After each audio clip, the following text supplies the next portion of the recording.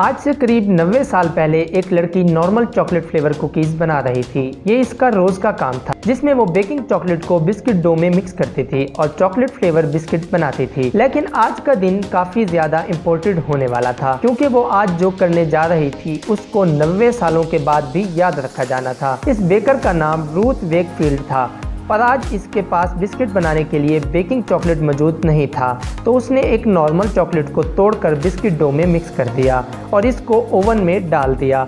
वो यही समझ रही थी कि ये चॉकलेट भी बेकिंग चॉकलेट की तरह बिस्किट डो में मिक्स हो जाएगी, जैसा कि रोज़ होता है।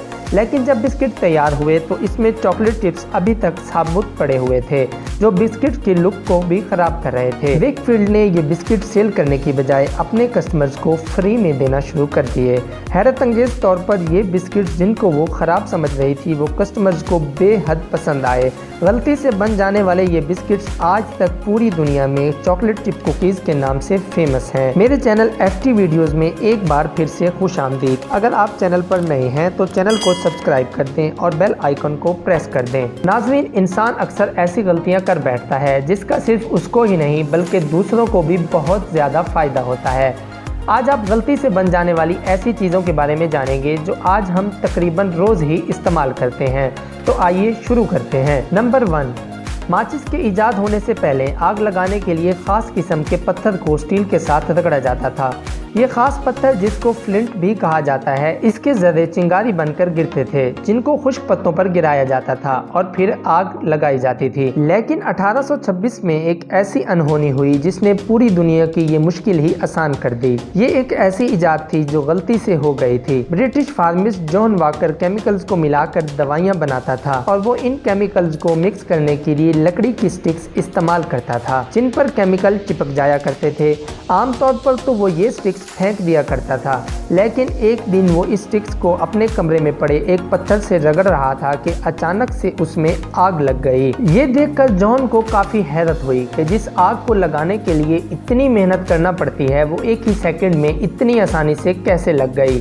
जॉन वाकर ने अपनी इस गलती से हो जाने वाली इस इजाद से कोई फ़ायदा नहीं उठाया, बल्कि दुनिया भर में लोगों की मुश्किल आसान करने के लिए माचिस का केमिकल फार्मूला फ्री में बांटना शुरू कर दिया। नंबर 2, फ्रिज में इस्तेमाल होने वाली गैस जहां फ्रिज को ठंडा करने के काम आती है, वहीं अगर ये गैस गलती से इनहेल हो जाए तो ना सिर्फ वो इंसान की तबीयत बिगाड़ सकती है बल्कि जान भी ले सकती है। रेफ्रिजरेटर की ये गैस बनाने वाली कंपनी, जो डू पॉन्ट के नाम से जानी जाती है, उनको इस गैस का कोई ऐसा अल्टरनेट चाहिए था जो इंसानों के लिए ख़तरनाक ना हो, और इसी काम के लिए उन्होंने एक अमेरिकन केमिस्ट की सर्विसेज हायर कर रखी थी। रॉय प्लंकेट इस कंपनी के लिए एक ऐसी गैस बनाने का एक्सपेरिमेंट कर रहा था जो इंसानी जान के लिए खतरनाक ना हो। एक्सपेरिमेंट में जो गैस बनी वो तो किसी काम ना आई, लेकिन वो गैस अपने पीछे एक अजीब केमिकल छोड़ गई थी। जब रॉय ने इस केमिकल पर मजीद रिसर्च की तो पता चला कि ये केमिकल किसी चीज से चिपक भी नहीं रहा और इसको -73 से 240 डिग्री सेल्सियस तक कोई भी फर्क नहीं पड़ रहा। 1941 में फ्रिज के लिए गैस बनाने के चक्कर में ऐसा केमिकल इजाद हो चुका था जो इलेक्ट्रिकल वायर्स की कोटिंग के साथ साथ नॉन स्टिक बर्तनों की कोटिंग में भी काम आता है, और ये केमिकल टेफ्लॉन के नाम से जाना जाता है। नंबर 3, पोटैटो चिप्स, जो कि आजकल हर ग्रोसरी स्टोर के शेल्फ पर भरे पड़े होते हैं और जिनको पूरी दुनिया में एक फेमस स्नैक के तौर पर खाया जाता है। इन पोटैटो चिप्स की इन्वेंशन के पीछे भी एक दिलचस्प स्टोरी है। आज से करीब 170 साल पहले न्यूयॉर्क के एक रेस्टोरेंट मून्स लेक हाउस में जॉर्ज क्रम नामी एक शेफ काम करता था। ये रेस्टोरेंट काफ़ी फेमस हुआ करता था, इसी वजह से जॉर्ज क्रम पर काम का काफ़ी लोड भी था और वो काम से काफ़ी तंग भी रहा करता था। एक दिन एक कस्टमर ने फ्रेंच फ्राइज ऑर्डर किए जो जॉर्ज ने कुक करके सर्व कर दिए, लेकिन कस्टमर को वो फ्राइज नरम लगे तो उसने वापस लौटा दिए और कहा कि इनको क्रिस्प करके वापस दो। 2-3 बार जॉर्ज ने फ्राइज को दोबारा कुक किया, लेकिन वो कस्टमर नहीं मान रहा था। आखिरकार गुस्से में आकर जॉर्ज ने आलू को कागज़ की तरह इंतहाई बारीक बारीक काटा और फ्राई करके कस्टमर के सामने रख दिया। गुस्से से बनाए गए क्रिस्पी फ्राइज कस्टमर को इतने पसंद आए कि वो रोज़ जॉर्ज के हाथ के ये चिप्स खाने पहुंच जाता था। यूं ये पोटैटो चिप्स पहली बार गलती से इजाद हुए थे और आज तक पूरी दुनिया में सबके फेवरेट हैं। Number 4, American chemist doctor Spencer silver 3M company के लिए काम करते थे। ये अपनी कंपनी के लिए एक ऐसी ग्लू बना रहे थे जो हद से ज़्यादा स्टिकी हो, यानी वो ग्लू जब किसी चीज़ पर लगे तो उतरने का नाम भी ना ले। लेकिन एक्सपेरिमेंट के दौरान डॉक्टर स्पेंसर से जो ग्लू बनी वो उसके बिल्कुल अपोजिट थी। ये ग्लू सिर्फ इतनी स्ट्रॉन्ग थी कि वो सिर्फ एक कागज़ के टुकड़े का वजन झेल सकती थी। लेकिन डॉक्टर स्पेंसर ने नोटिस किया कि ये कागज़ को ना ही खराब कर रही है और ना ही कागज़ को एक जगह से निकाल कर दूसरी जगह लगाने पर इसकी पावर खत्म हो रही है। 1968 में होने वाले इस फेल्ड एक्सपेरिमेंट में जो ग्लू बनी थी उसे आज तक ऑफिसेज और कॉलेजेस में भरपूर इस्तेमाल किया जाता है, जिसे हम पोस्ट आईटी नोट्स या फिर स्टिकी नोट्स के नाम से जानते हैं। नंबर 5, दुनिया की तकलीफ आसान करने के लिए एक और यूजफुल चीज भी गलती से इजाद हुई थी। एक फ्रेंच केमिस्ट अपने डेस्क पर कुछ काम कर रहे थे कि उनका हाथ डेस्क पर पड़े गिलास बीकर पर लगा जो बुरी तरह जमीन पर गिर गया। लेकिन उन्हें हैरानगी इस बात पर हुई जब उन्होंने ये देखा कि ये शीशे से बना पतला बीकर इतनी बुरी तरह गिरने के बाद भी नहीं टूटा, बल्कि उसमें सिर्फ क्रैक्स पड़ गए थे। ये देखकर उनको माजरा समझ में नहीं आया कि आखिर गिलास टूटा क्यों नहीं।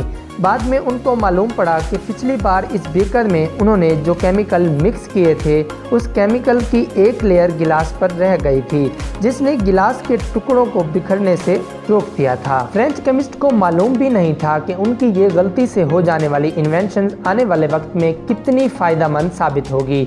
क्या आपको मालूम है कि गाड़ी की विंड स्क्रीन पर लगा गिलास भी वही गिलास है जो फ्रेंच केमिस्ट की एक गलती की वजह से इजाद हुआ था। एक्सीडेंट के दौरान अगर गाड़ी में शटरप्रूफ गिलास ना लगा हो तो शीशा रेजा रेजा होकर गाड़ी में बैठे पैसेंजर्स को काफ़ी नुकसान पहुंचा सकता है।